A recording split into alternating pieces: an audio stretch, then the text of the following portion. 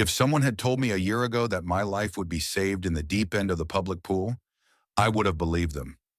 I was a terrible swimmer, clumsy, all flailing limbs and swallowed water, an accident waiting to happen. But if they had told me the person saving me would be Alex, and that the kiss we shared afterward would rewrite every quiet, lonely chapter of my life, I would have laughed, a hollow, disbelieving sound. Because Alex, to me, wasn't a person.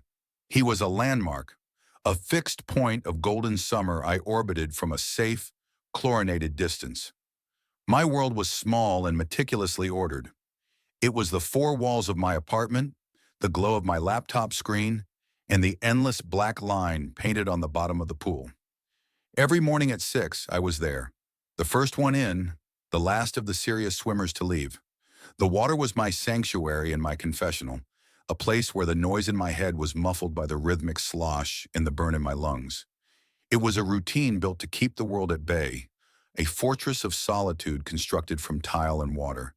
And on his throne, high above it all, sat Alex. He was the head lifeguard, a title that seemed both ridiculously grand and woefully insufficient.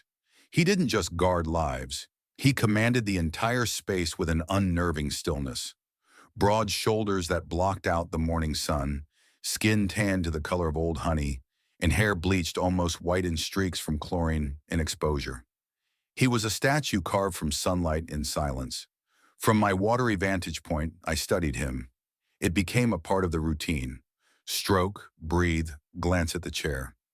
Stroke, breathe. Watch the way his muscles shifted when he leaned forward. He was an exercise in contradictions. The easy athletic grace of his body contrasted with the rigid set of his jaw. He rarely smiled, and when he did, it was a quick, sharp thing, gone before you could be sure you'd seen it. I decided he was arrogant. It was easier that way. Easier to file him under a category I understood, a type I knew to avoid. The beautiful, confident man who moved through the world with an assurance I could only dream of. He probably looked at my awkward breaststroke, my less than graceful turns, and felt a kind of pitying contempt. The scholar in the jock's kingdom, a fish perpetually on the verge of drowning. The distance between us was more than just the width of the pool deck. It was a chasm of experience, of physicality, of perceived worth. He was all action and presence. I was all thought and observation. We were two different species, breathing different air, even as the same scent of chlorine filled our lungs. My longing for him was a secret I kept tucked away, a quiet, hopeless ache I mistook for simple admiration. A foolish, pointless crush. Then came the Tuesday that shattered the routine. It started like any other day. The air was cool, the water a shock to the system. I pushed off the wall, sinking into the familiar rhythm. The world narrowed to the black line, the rush of water past my ears, the steady count in my head. 1 lap, 2, 10. I was chasing a thought for a paper I was writing, letting my body go through the motions while my mind wrestled with footnotes and theories. I didn't feel the first warning sign, or maybe I ignored it. A faint twinge in my calf, a whisper of protest from a muscle pushed too far. I was in the deep end, halfway through a lap, when the whisper became a scream. My legs seized. A knot of pure, unadulterated pain pulled the muscle taut as a guitar string. It was blinding, involuntary. My rhythm broke. I swallowed a mouthful of water, a bitter chemical taste that sent a wave of panic through my chest. My body, which had been a clumsy but functional vessel moments before, was suddenly a traitor, an anchor. The leg refused to kick, locked in a brutal cramp that radiated fire up to my hip. My other limbs flailed uselessly, churning water but finding no purchase. The surface seemed miles away. The filtered sunlight dancing on the water was a taunt. I tried to shout, but my lungs were full of pool. A choked, gurgling sound was all that escaped. This is it. This is the stupid, undignified way I die. My mind, usually my refuge, became a gallery of horrors. The black line on the bottom of the pool warped and twisted. The muffled sounds of the world above faded into a dull roar. And then a shadow fell over me, a disruption in the light, a powerful, streamlined shape cutting through the water with a purpose my own body had never known. An arm, solid as oak, wrapped around my chest. Strong, secure. It was a strange and terrifying intimacy, being held by a force of nature as my own life slipped away. The ascent was a blur. Air, blessed, ragged, burning air. I coughed, spewing water onto the rough concrete of the pool deck. My body was a wreck, shaking uncontrollably. The pain in my leg was still a roar, but now it was secondary to the frantic, desperate need to breathe. He was over me. Alex. His sunglasses were gone, and for the first time I saw his eyes. They were gray, not blue like I'd imagined, not the color of the sky or the water, but of a storm gathering over the ocean. They were filled with an intensity that pinned me to the ground, a focus so absolute it felt like a physical weight. "Breathe," he commanded. His voice was deeper than I expected, rougher, not the smooth, arrogant tone I had written for him in my head. "Just focus on breathing. You're okay." His hands were on me, one on my back, rubbing firm circles, the other pressing gently against my sternum. Professional, clinical. But my skin registered it as fire. Every point of contact was a brand. My world, which had just been a swirl of water and panic, had shrunk to the size of his touch. He was leaning close, his face just inches from mine, listening to my ragged gasps. I could smell the chlorine on his skin, mixed with something else. Sunscreen and something uniquely. Him. The other lifeguards were there now, a flurry of red shorts and concerned voices. But I only saw him. He hadn't broken eye contact. He was the anchor in my spinning reality. He saved me. The thought was so simple, so monumental, it felt like it should have been accompanied by trumpets. He saved me. He insisted on driving me home. I argued weakly. I tried to say I was fine, that I could call a cab, but the words came out as a hoarse whisper between shivers. He just shook his head, wrapping a coarse, sun-warmed towel around my shoulders and guiding me away from the concerned stares of the other morning swimmers. His hand was on my arm, a steadying pressure. It wasn't a choice. I was being taken care of, and the surrender to it was both terrifying and intoxicating. His truck was old, beat up, and smelled faintly of salt and dog. It was a messy, lived-in space that seemed utterly at odds with the pristine, controlled environment of the pool. There was a worn-out leash on the passenger seat, which he tossed into the back without a word. The silence in the cab was thick, broken only by the rumble of the engine and the lingering chatter of my own teeth. I huddled in my towel, acutely aware of how I must look. Pale, pathetic, my hair dripping onto his worn upholstery. He, on the other hand, looked like he'd just stepped out of a magazine. Water beaded on his shoulders, catching the light. He hadn't even bothered to towel off properly. A god immune to the cold. "You live on Elm, right?" he asked, his eyes on the road. I nodded, unable to form words. How did he know that? I'd filled out a membership form months ago, but the idea that he'd not only seen it, but remembered my address sent a fresh jolt through my system, one that had nothing to do with nearly drowning. When we got to my apartment building, he didn't just drop me off. He put the truck in park, killed the engine, and turned to look at me. The storm gray eyes were softer now, the fierce concentration replaced by something that looked unnervingly like concern. "I'm coming up," he said. It wasn't a question. "I need to make sure you're actually okay. Protocol." Protocol, of course. It was just a job, a box he had to tick. I felt a pang of disappointment so sharp it was almost as bad as the cramp. I fumbled with my keys, my hands still shaking, and he gently took them from me. Another touch. His fingers brushed against mine, calloused, warm, and dry against my cold, damp skin. A spark ignited in that tiny, fleeting point of contact. It shot up my arm, a sudden, dizzying heat that made my breath catch in my throat.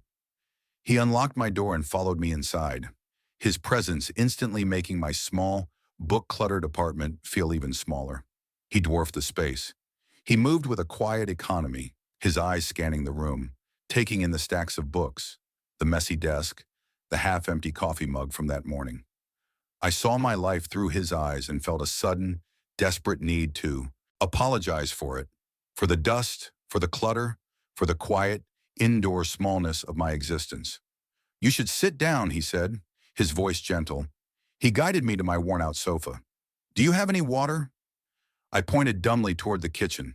He disappeared and returned a moment later with a glass, pressing it into my hands. Our fingers brushed again.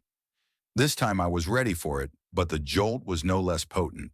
It was like a static shock to the heart. My whole body felt hyper-aware of him, of the way the light from the window caught the blonde tips of his hair, of the faint scar that cut through one of his eyebrows, a detail I'd never been close enough to see before. He didn't sit. He crouched in front of me, bringing us eye to eye. The power dynamic, which had always been so clear, him on his throne, me in the water, was gone. Here in my home, surrounded by my books and my life, we were just two people, one of whom had just held the other's life in his hands. That was close, he said, his voice low. He wasn't looking at me with pity. It was something else, something raw and unguarded. Your face under the water, I don't think I'll forget that. He looked exhausted, suddenly profoundly weary. The confident lifeguard persona had evaporated, leaving behind a man who looked like he carried the weight of every potential tragedy on his shoulders. The arrogance I had projected onto him was a fiction, a defense mechanism for my own insecurity. He wasn't arrogant. He was just focused. And now the focus was gone, and what was left was vulnerability. I'm sorry, I whispered, the words scratching my throat, to cause so much trouble. He let out a short, humorless laugh. He ran a hand through his damp hair, and the gesture was so tired, so human, it broke my heart a little. It's my job, but it's the part of the job I hate. The moment before I know if I'm going to be fast enough. He looked away towards the window.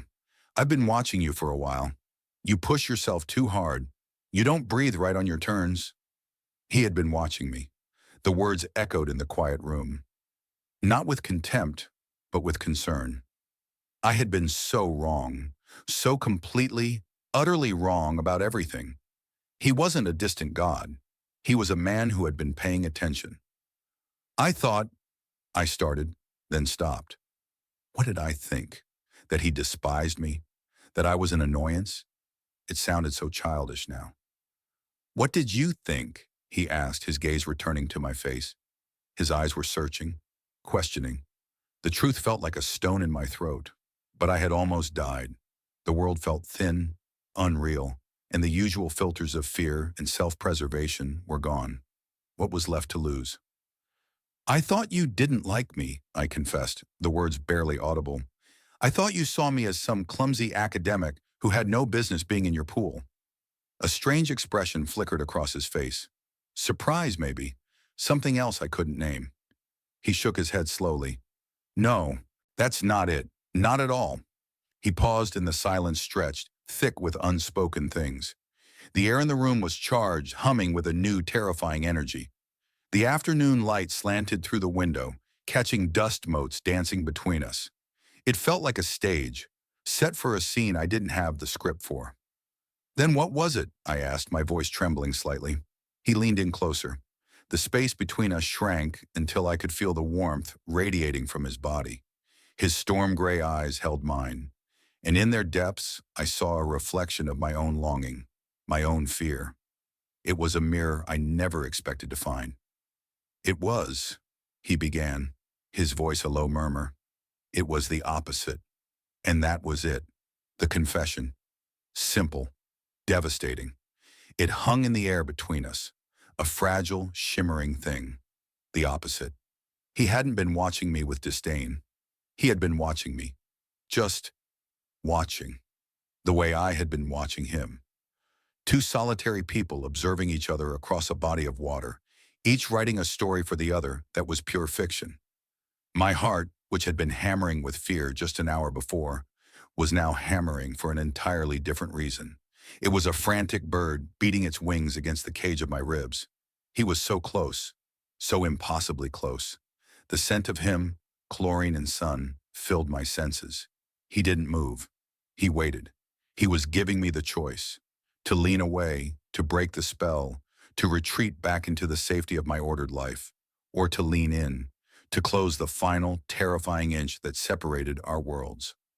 I chose to lean in, The kiss was nothing like I had ever imagined. It wasn't frantic or passionate.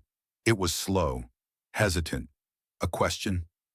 His lips were soft, tasting faintly of salt in the chemical tang of the pool. It was a kiss of profound and staggering gentleness. A discovery. His hand came up to cup my jaw, his thumb stroking my cheek, and the simple, tender gesture undid me completely. All the walls I had built, all the fortresses of solitude, crumbled to dust in that single moment. It was a kiss that said, "You're safe now." It said, "I see you." It said, "I was lonely too." When we finally broke apart, we just looked at each other. The air was still humming.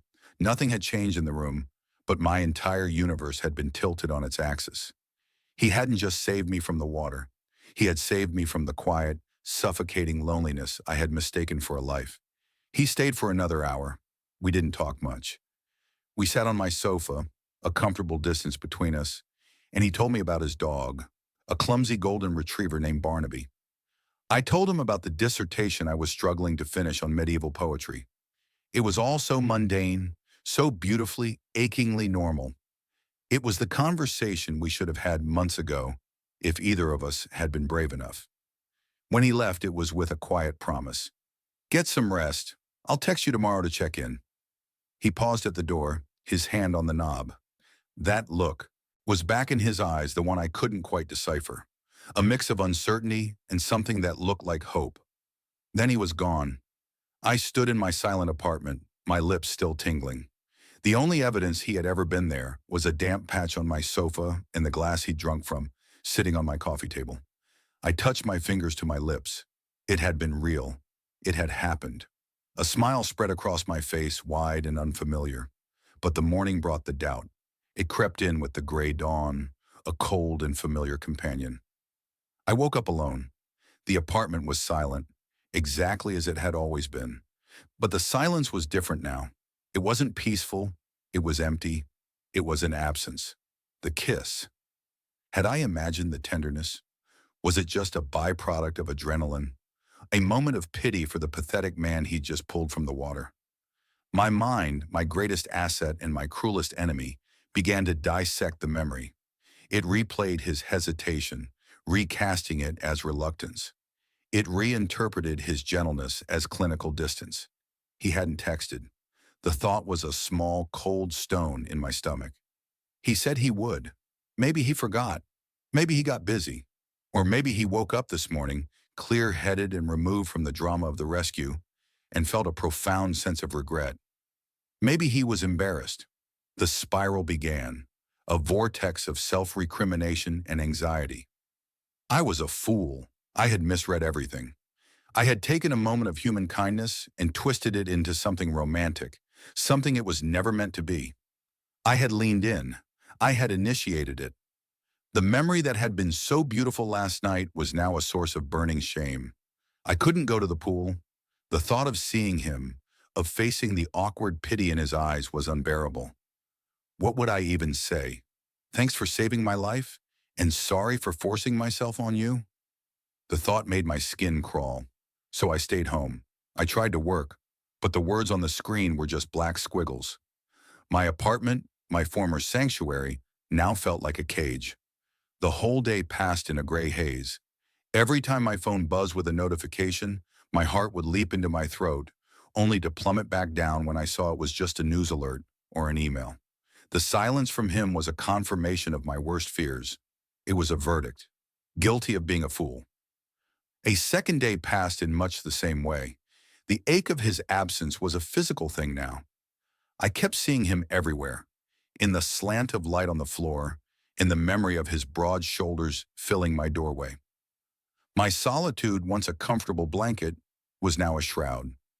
I had been given a glimpse of a different kind of life, a life with connection, and then had it snatched away. And it was my own fault. By the evening of the third day, I had resigned myself to it. It was a painful, embarrassing chapter, a story I would never tell anyone. I would have to find a new pool, maybe a new gym. I couldn't go back. I would just be a ghost, a memory of an awkward encounter he probably wanted to forget. I was making dinner, listlessly stirring pasta in a pot, when there was a knock at the door. My heart stopped. It couldn't be. It was probably a delivery or a neighbor. I ignored it. The knocking came again, louder this time, more insistent. With a sigh of weary resignation, I turned off the stove and went to the door. I peered through the peephole, and my breath caught in my lungs. It was him, Alex. He wasn't in his lifeguard uniform. He was wearing jeans and a simple gray t-shirt that stretched across his chest. He looked nervous. He was shifting his weight from one foot to the other, his hands shoved into his pockets. He looked younger without the uniform, without the high chair, without the mantle of authority. He just looked like a man standing outside a door, hoping someone would answer. I opened it. My hand was trembling. We stood there for a long moment, the silence of the hallway stretching between us. He looked as lost as I felt. "Hi," he said finally, his voice quiet. "Hi," I managed to reply. "You weren't at the pool," he stated, as if it were a fact he had been turning over in his mind for days. I was worried. The simple sincerity of it disarmed me. All my carefully constructed theories of his regret and pity evaporated. He was worried about me. "I couldn't," I stammered. "I thought—" "Can I come in?" he asked, cutting me off gently. I stepped back, holding the door open. He walked past me into the living room, and the space was once again filled with his presence. But this time it wasn't overwhelming. It was right. He turned to face me, and the vulnerability I'd seen in his eyes after the rescue was back, tenfold. "I'm sorry I didn't text," he said, the words coming out in a rush. "I was going to, I swear. But then I thought, maybe I shouldn't. Maybe it was too much. Maybe you needed space. And then you didn't show up, and I thought I'd scared you off. I thought you regretted it." I stared at him. "I thought you regretted it."